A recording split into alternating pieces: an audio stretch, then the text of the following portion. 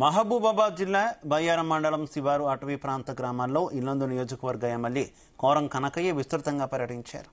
కారడవిలో ట్రాక్టర్పై సుమారు 8 కిలోమీటర్లు తిరిగారు. రైతులను కలిసి వారి సమస్యలను అడిగి తెలుసుకున్నారు. అడవిలో ట్రాక్టర్పై కూర్చొని సుమారు 8 కిలోమీటర్ల దూరం వెళ్లి తులారాం ప్రాజెక్టు ఆయకట్టు ప్రాంతాలను పరిశీలించారు. తులారాం ప్రాజెక్టు కట్ట పెంచితే సుమారు 1200 ఎకరాలకు సాగు తాగునీరు అందుతుందని రైతులు ఎమ్మెల్యేకు వివరించారు. సమస్యను పరిష్కరించేందుకు సీఎం రేవంత్ రెడ్డి దృష్టికి తీసుకువెళ్లి పరిష్కరిస్తానని ఎమ్మెల్యే హామీ ఇచ్చారు.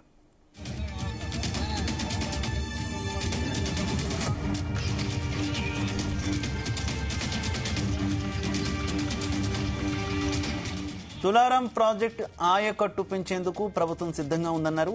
గతంలో పలుమార్లు అప్పటి ముఖ్యమంత్రి కేసీఆర్ దృష్టికి రైతులు తీసుకువెళితే స్పందించలేదన్నారు.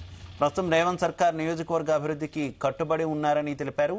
ఇక పాకాలవాగు నుంచి నీటిని తులారాం ప్రాజెక్టు తీసుకువచ్చి బయ్యారం, మహబూబాబాద్ నియోజకవర్గ ప్రజల నీటి సమస్యకు శాశ్వత పరిష్కారం చేయనున్నట్టు తెలిపారు. ఏజెన్సీలో ఎమ్మెల్యే పర్యటన జిల్లా ఎస్పీ సుధీర్ రామ్నాథ్ కేకన్ ఆదేశాల మేరకు భారీ బందోబస్తు మధ్య కొనసాగింది.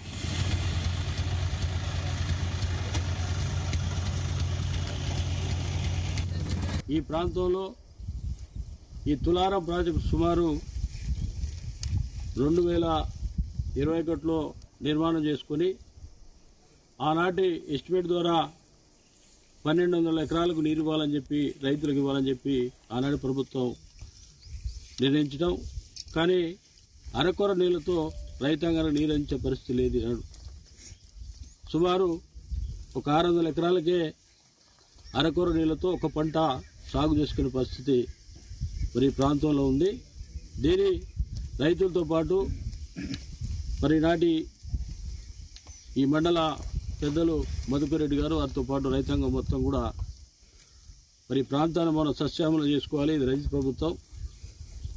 రేవంత్ రెడ్డి గారి నాయకత్వంలో, ఉత్తమ్ కుమార్ నాయకత్వంలో రైతులు కూడా నీరు ఇవ్వాలని చెప్పి ఒక ఆలోచన చేసి ఏదైతే ఆనాడు గోదావరి నీళ్లు ఎల్లందు నియోజకవర్గం ఇస్తా అని చెప్పి హామీ ఇచ్చారో ఆ హామీని నెరవేర్చుకుంటా గత ప్రభుత్వం చేయటం. మరి ఈనాడు ఈ ప్రభుత్వం రైతులకు నీళ్ళు అనే ఒక మంచి లక్ష్యంతో ఉన్నట్టు ప్రభుత్వం